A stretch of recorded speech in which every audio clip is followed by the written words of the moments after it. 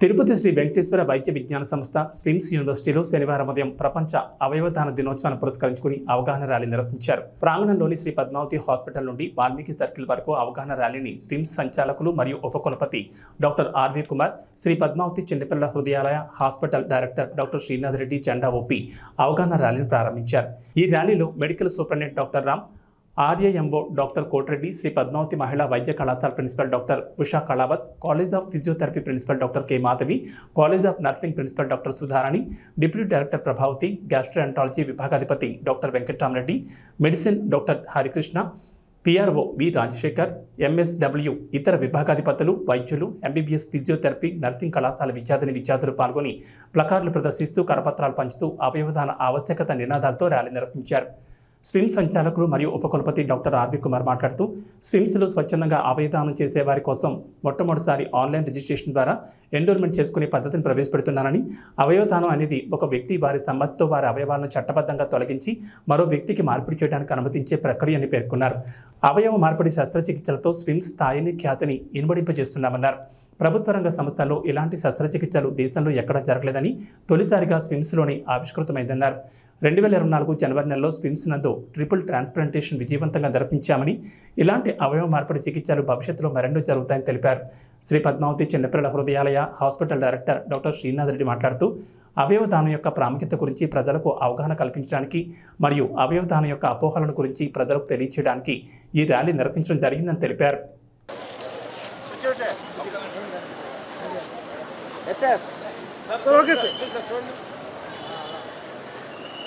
Okay sir, move అవ్వండమ్మా, కొంచెం moment ముందరగా నిలిచిన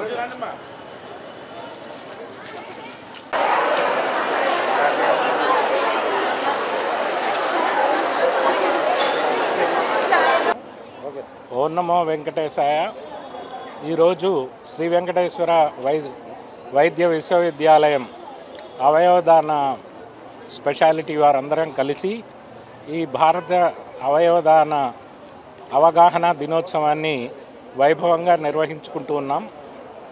గత సంవత్సరం మన దగ్గర వెంకటేశ్వర విశ్వవిద్యాలయంలో ముగ్గురు ఎంతో దయతో జీవన్మృతులైనప్పుడు వారి అవయవాలు దానం చేయడానికి ముందొచ్చారు.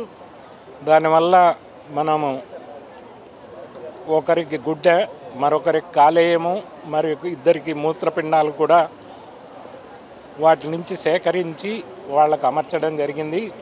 వాళ్ళందరూ కూడా ఆరోగ్యంగా ఆనందంగా ఉన్నారు. ఈ రకంగా మనకు చనిపోయిన తర్వాత మన అవయవాలు మనకు ఉపయోగపడవు, కానీ ఈ రకంగా అవయవదానాన్ని ప్రోత్సహించినట్లయితే వేరే వాళ్ళ ఎంతోమంది జీవితాల్లో వెలుగును పంచిన వాళ్ళం అవుతాము. అందువల్ల ప్రజలలో కొన్ని అపోహలు ఉన్నాయి. అంటే మనం ఏదన్నా అవయవం తీసుకున్నట్లయితే వచ్చే జన్మలో ఆ అవయవం లేకుండా అంగవైకల్యంతో పుడతారనేటువంటి కొన్ని భయాలు, ఆందోళనలు ఉన్నాయి. అది సరికాదు. అంతేకాకుండా ఈ అవయవదానాలు ఏదన్నా కమర్షియల్గా అమ్మడం అలాంటి జరుగుతుంది, ర్యాకెట్ల వల్ల జరుగుతాయని కొన్ని రకాల సినిమాలు అట్లాంటివి వచ్చి మరికొన్ని భయాందోళనలు ఉన్నాయి. అది కూడా సరికాదు. మన దేశంలో ఈ అవయవదాన చట్టము చాలా స్ట్రిక్ట్గా ఉంటుంది. దీంట్లో ఉన్నటువంటి అనేకమైనటువంటి వీటి వల్ల ఆ కమర్షియల్ ఎలిమెంట్ అనేది రాదు. అంతేకాకుండా ఈ వెంకటేశ్వర వైద్య విద్యాలయం సాక్షాత్తు ఆ వెంకటేశ్వర స్వామి పాద సన్నిధిలో ఉన్నందువల్ల ఎటువంటి సంకోచం లేకుండా అవయవదానానికి ముందుకు రావాల్సిందిగా మేము పిలుపునిస్తూ ఉన్నాం.